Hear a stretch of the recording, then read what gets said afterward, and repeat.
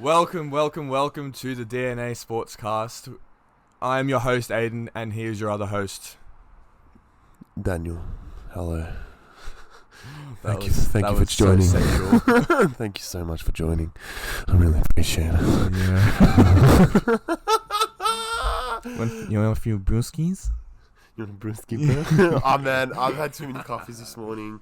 Let's get started. We have plenty to talk about this week. I feel like this episode's been a long time coming because I've just been looking forward to giving plenty of team shit this week, and because my team did very well, being Manchester United. Now, I guess we can get into it. I don't know which one do you want to address first? Which upset do you want to address? Which upset? I wouldn't say upset at this point. So United winning. Very fucking funny. First off, go fuck yourself. Second of all, I'm talking about your club, Chelsea Blues, and their shock result against Brighton. Now, are you guys thinking about signing Brighton manager on, or are you going to send Potter back? What's going on there? Potter's going back. We're getting the new manager. Trossard's coming as well.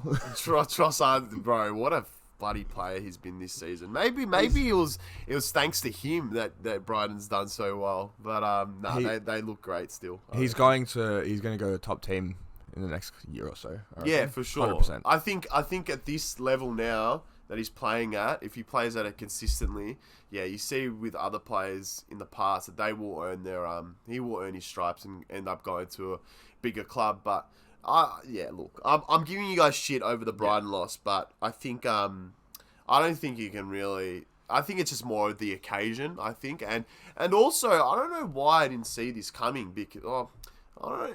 I'm not gonna say I don't know why because it's Chelsea, Brighton, but the Brighton players have Potter figured out. You know, they know what he's gonna do. But so you can think of it two ways. There's Potter knows Brighton. Potter and Cucurella know Brighton really well.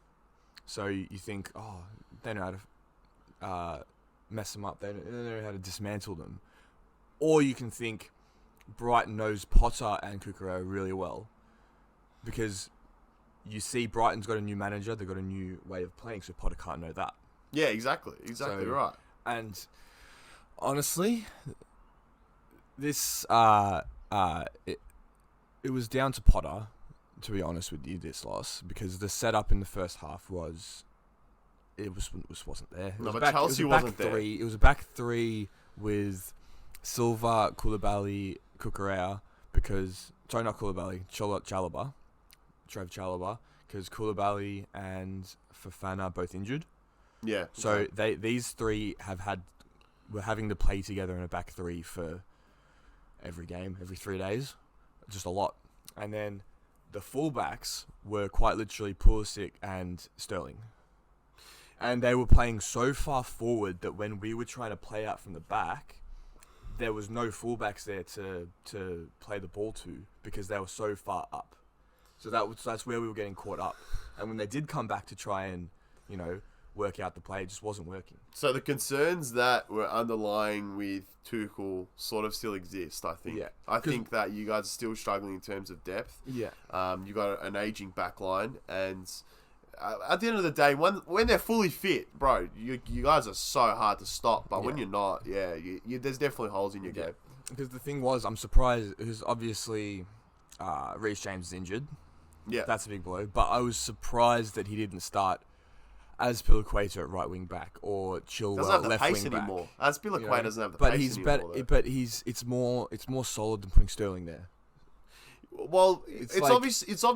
Potter was trying to fight fire with fire. Yeah. Like at the end of the day, he was trying to bring the game to Brighton. He thought they would crumble. And because he knows that group, and he knows their weaknesses too, and they just fall under the pressure. But the Brighton that we know don't. Like I feel like they're pretty strong.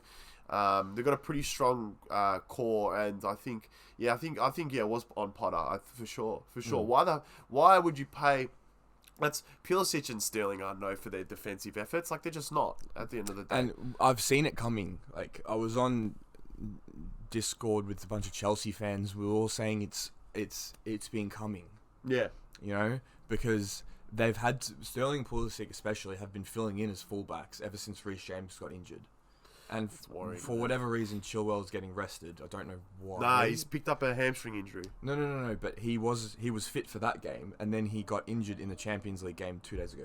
Oh, was that 2 days ago? Yeah, Was it? I thought there was something underlying. Huge blow for him as well. Yeah, we'll talk about that later. Yeah, but yeah.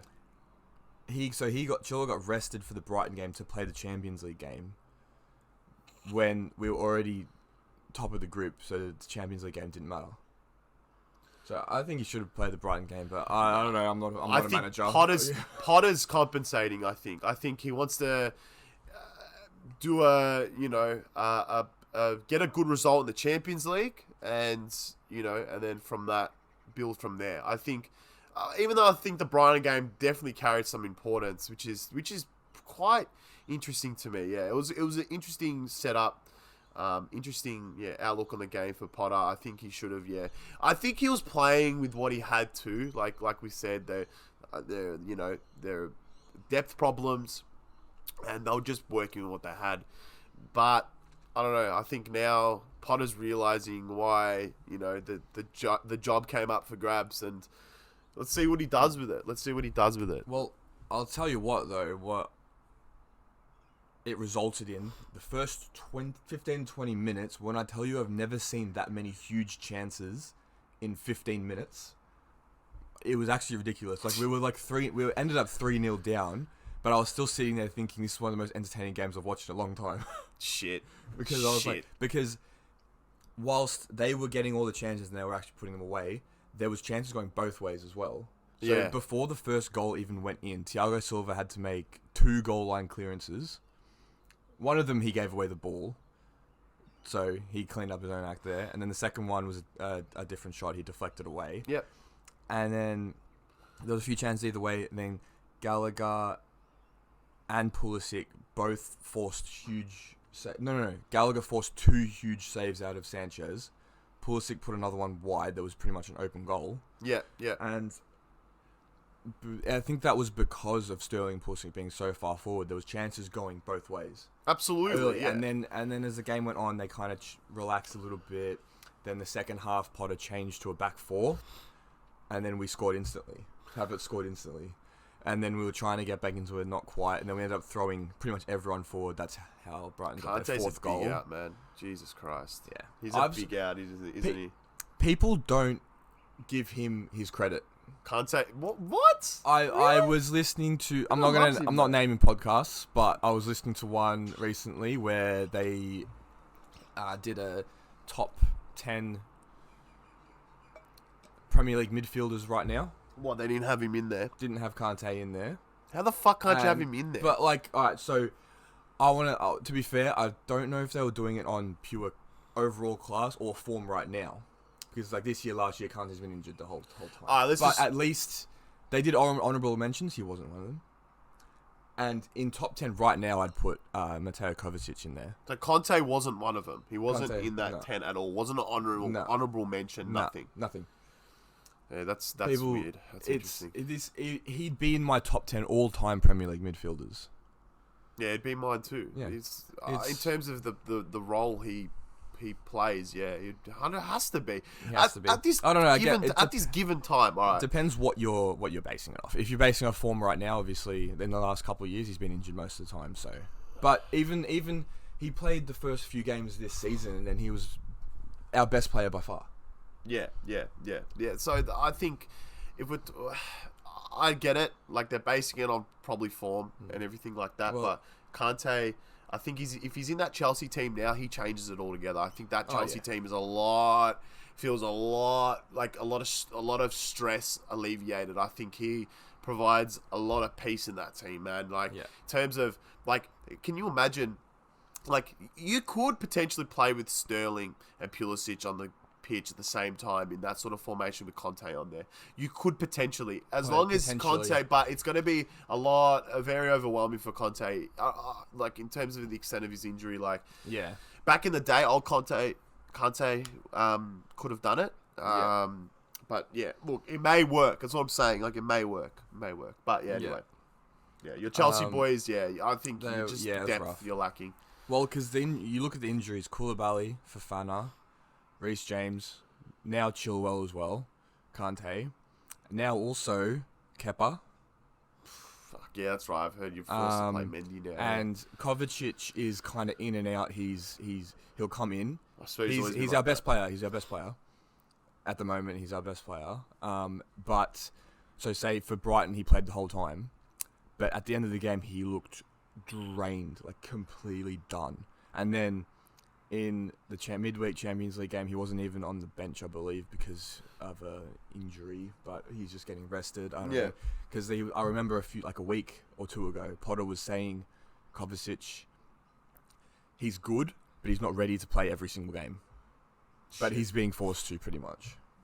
There's no choice. No. There's no choice, bro. Loftus-Cheek is getting bloody minutes. You know what I mean? Like, I think Loftus-Cheek has been decent. He got named in the England 55-man. Yeah, but that's Southgate's selection though. Like, I just completely write that off. Like now, I don't think. Anyway, I think Loftus-Cheek, he's up and down. That's what I mean. Loftus-Cheek is up and down. He doesn't get rewarded with game time because he's inconsistent. But now he's getting it now. And it doesn't matter how he plays, he's going to play because you guys are struggling at the moment. Anyway, and we've got Zakaria as well. Who made his full debut against Zagreb. That's a bloody good acquisition as well, man. Someone you need as well. He's versatile. He's a centre back. He can be a holding midfielder as well. Yep. He scored. He scored, did he? Yeah. So it's good debut. We'll see. He might get used a bit more. I don't know how much he'll get used, but heaps, man. Tuchel's the one that needed him there. Is Potter going to use him? Of course he will, man. He loves his midfielders. As long as he's got a bit of technicality. He wasn't. I don't even think that's the first time he got used this season. So that's the first time Zakaria got used at all.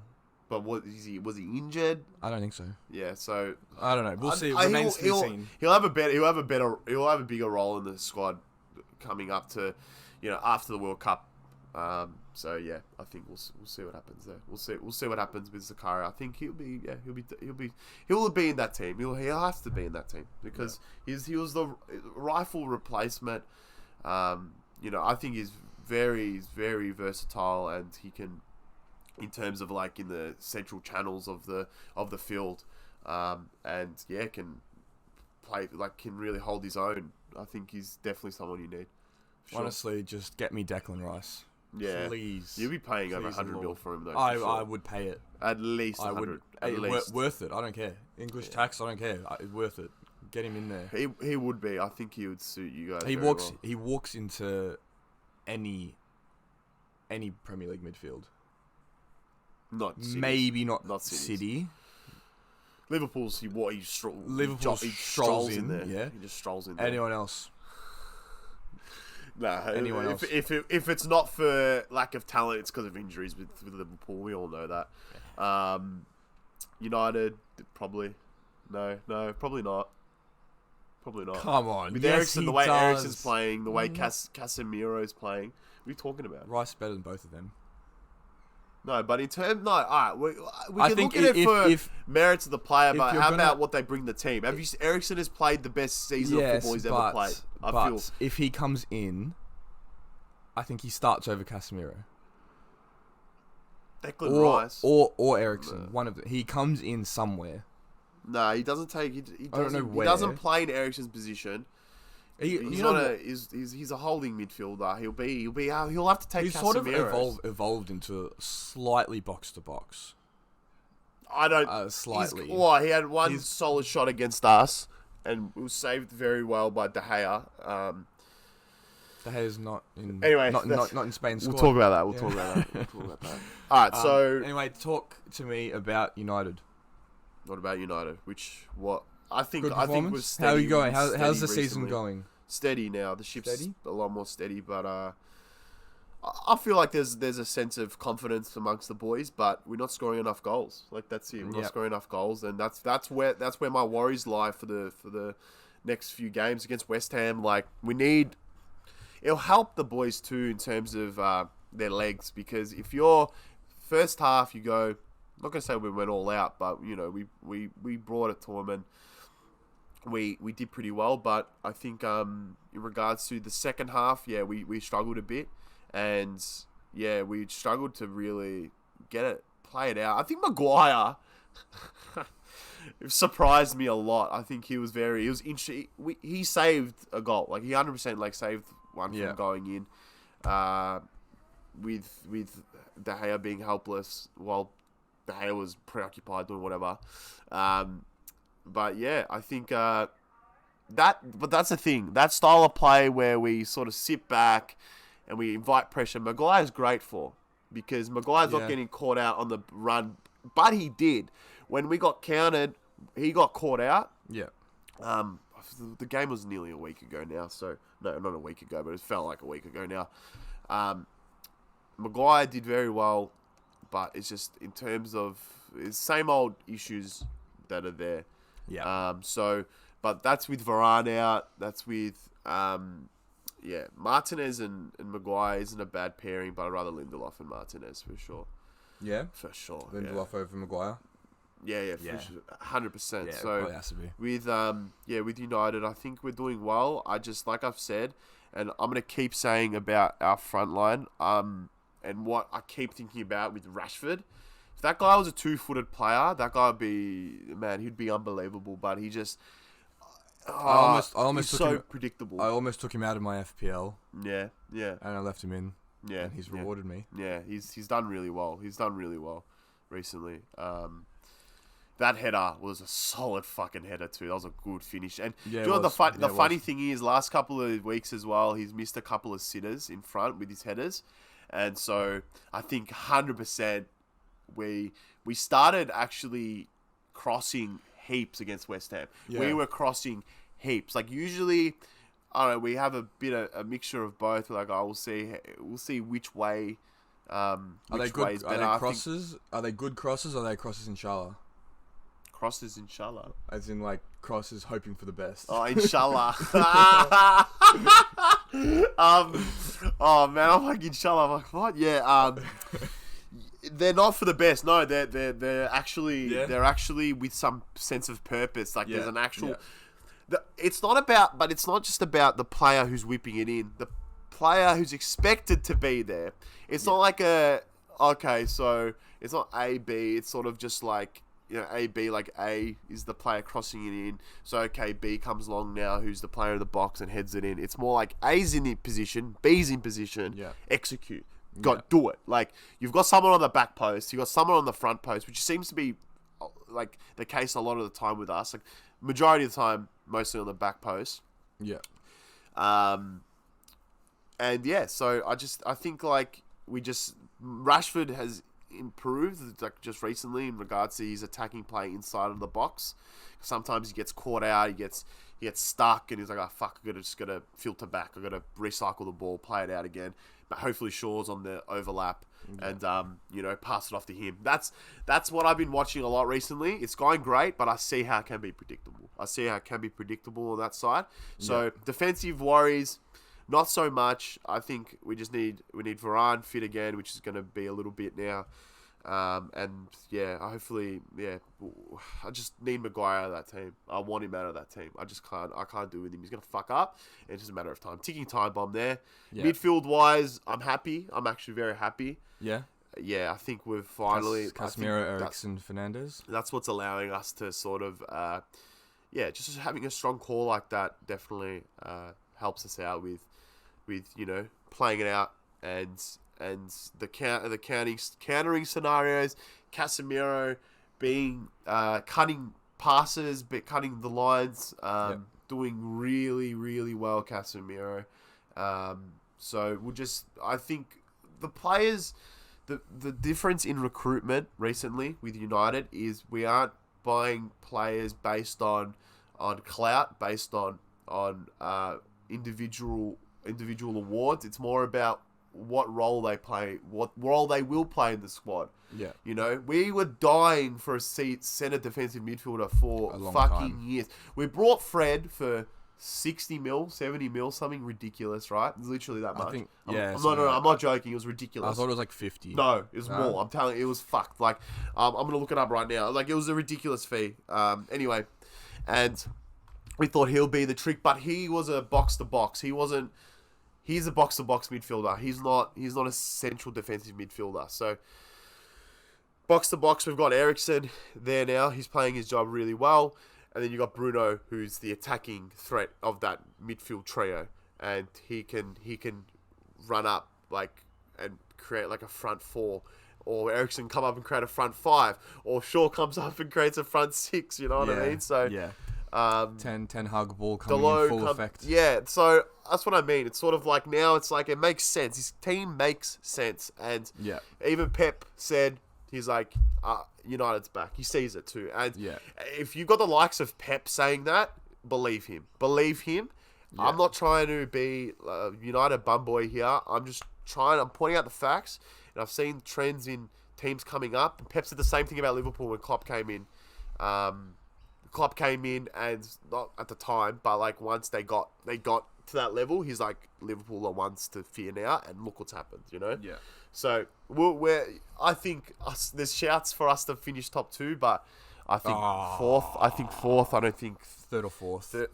Third best case. I don't think top two though. But yeah, that's my take on United top at two the moment. Top two surely is still City and Arsenal. City and Arsenal, yeah. It's hard to go past those two. Arsenal, fuck man. Now they're the real deal now, man. I can't. They just need to buy some depth in January.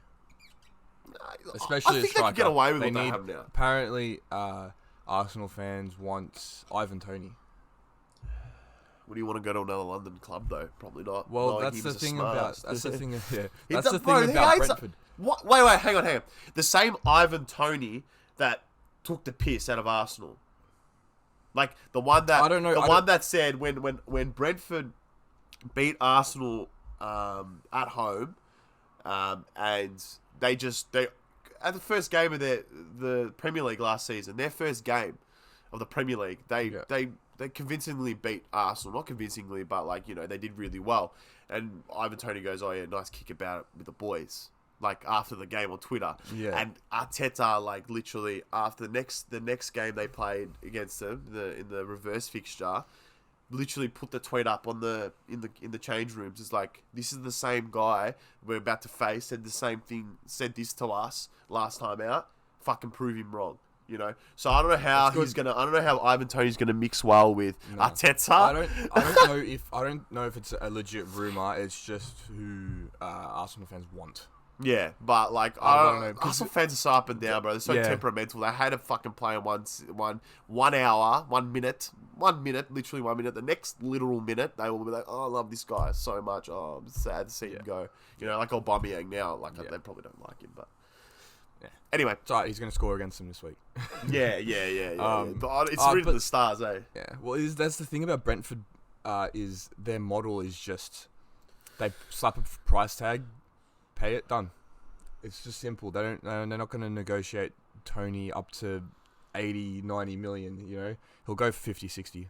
But that's and then they'll be because Arsenal will be like, all right, here's 50, and Brentford will just be like, yep.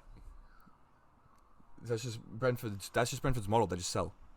If you give them the price, they sell. They're not gonna do a Leicester and try and get 80 million out of Fofana. So when they missed out on Premier League, I think it was in a playoff. They came like third, so they were the highest seed in the playoffs in the championship. Yeah, and they lost. I forgot who to. One of the teams that ended up going up. Anyway. And, and after that point, so you had Ollie Watkins was a player of Brentford there. Yeah.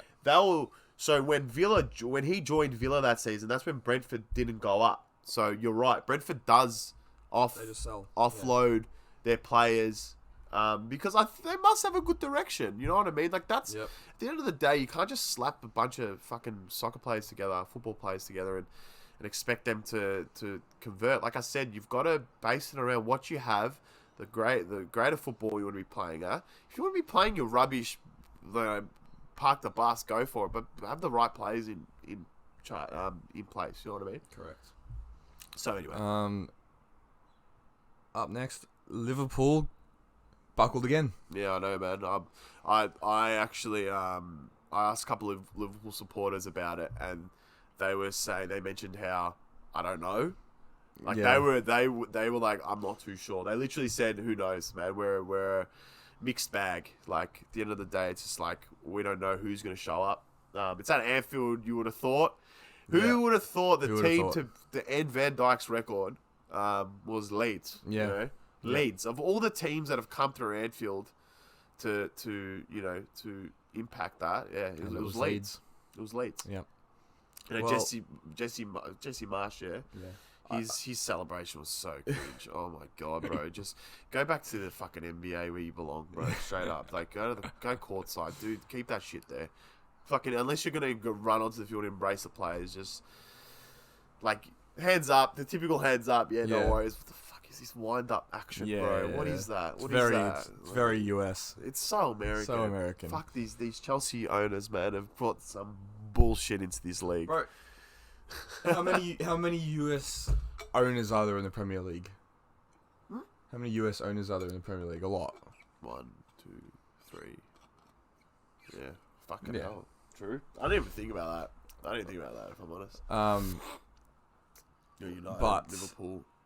Yeah. Chelsea. I think Liverpool's just. I think Liverpool's Arsenal. Arsenal as well. Arsenal as well. Yeah. Fuck. There's a few. There's a few. They're either Yank or Arab. Yeah. No, is that Thai? You got Leicester. The only people that can afford it. Yeah, true. The Russians were too, but anyway. I don't know how that went. Yeah. Anyway, so. And then Liverpool's just on the ropes. You know what? Other than Mane's a huge loss. I think they underestimated how much of a loss he was, and also they desperately need to sign someone like Wijnaldum back.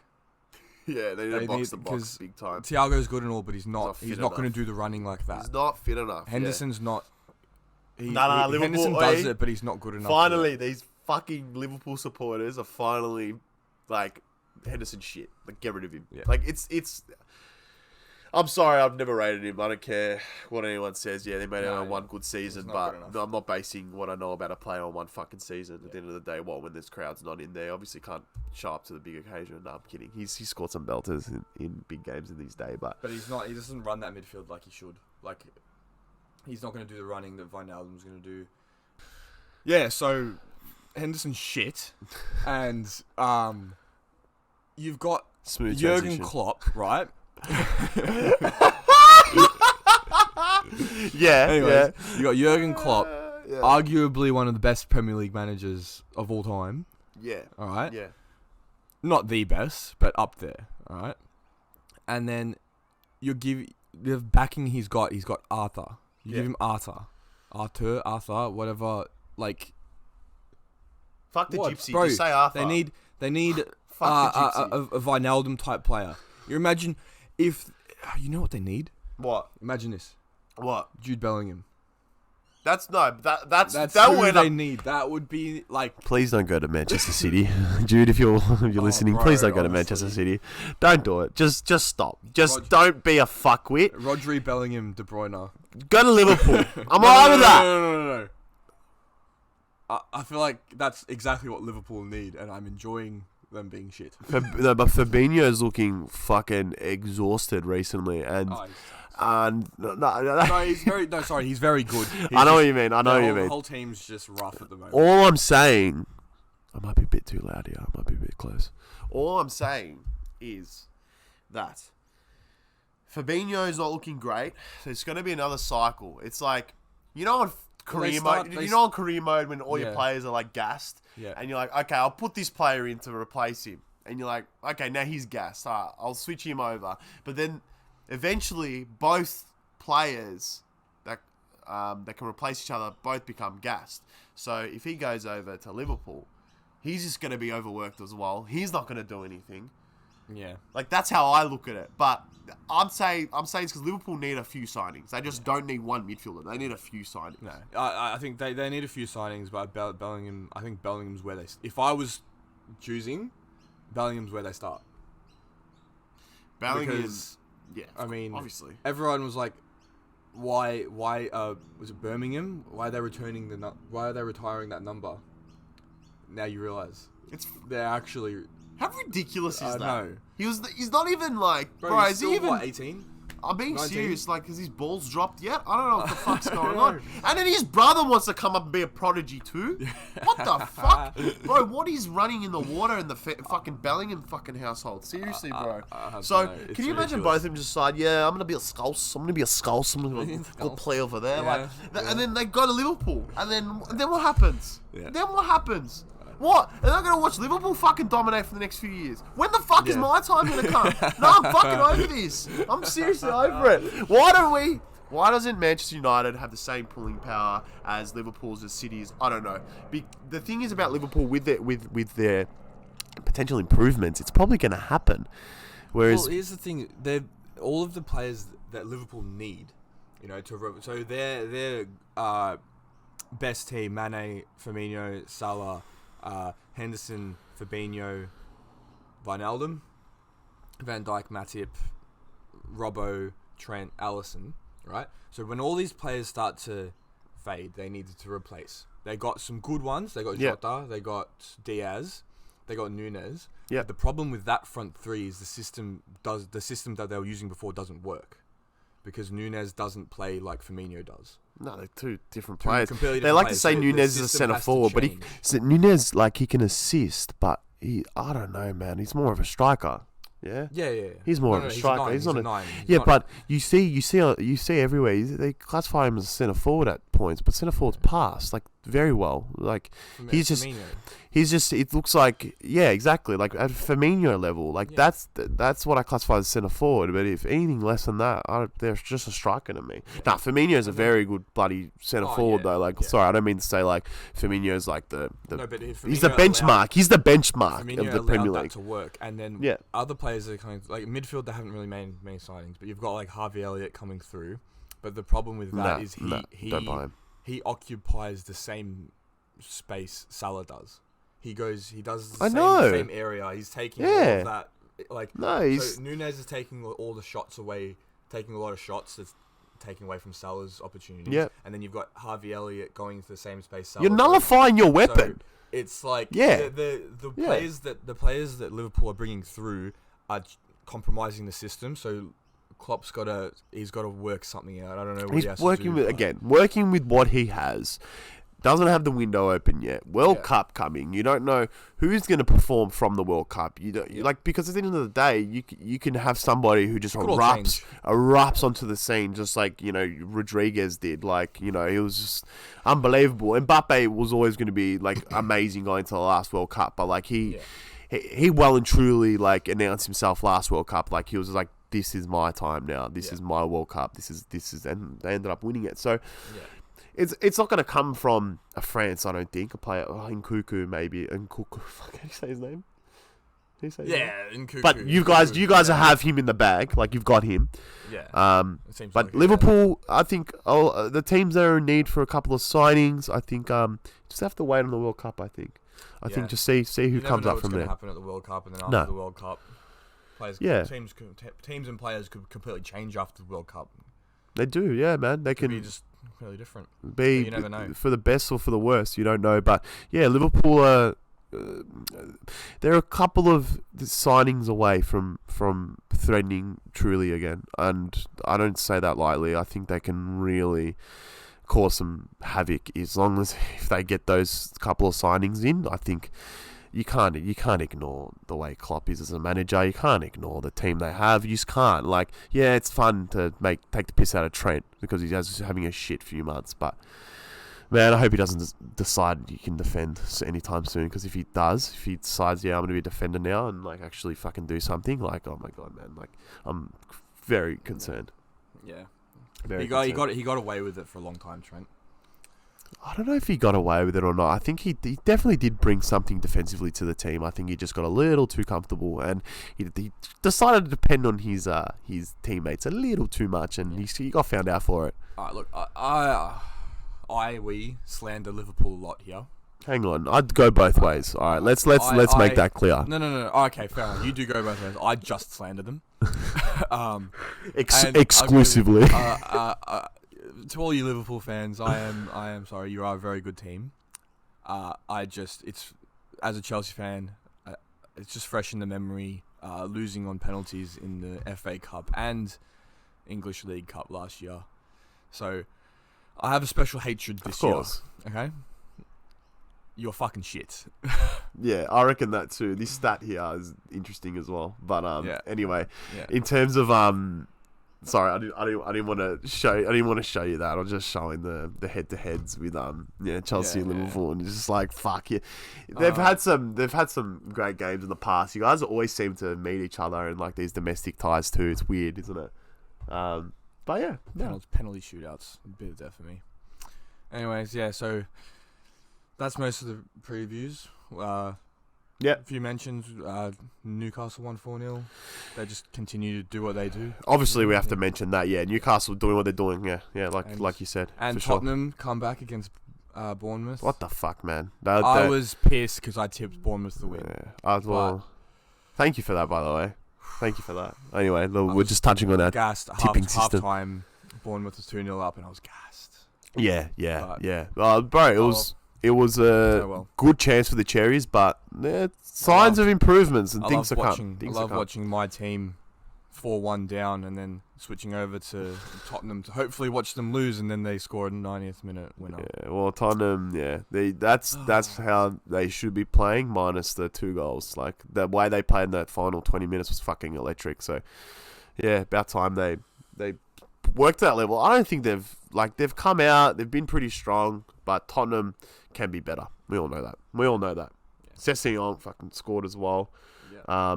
Showing his attacking prowess as well now, finally. I think that's sign of concern for Perisic coming off the bench now. I think he's going to be more of the rotational player. I still stand by Tottenham should have played with what was the game they dropped points recently, and Sessegnon started when Perisic should have. You were talking about that and one. Perisic should have. Exactly I forgot, but anyway, I think depending on the team that they're playing, Sessegnon definitely starts. Is the first name player, but when it comes to teams where you want a player to be two-way and you know you're going to get the attacking threat as well, Perisic, chuck him in, throw him in. You got the set piece ability as well, but you don't need so much attacking threat as well. It's sort of like you have to play it safe too. Like, you've got Kane and Son leading up front. It's just like, all right, let's just let them do their thing. We don't need to be like, with how, like you're talking about Liverpool, how Elliott and Nunez takes away from Salah. Yeah. Sort of like, just leave them be. Let those boys in the front line do their job. You do your job out down back. Make sure no balls get through, and then just take them up. Not like Sterling and Pulisic playing fullbacks. Yeah.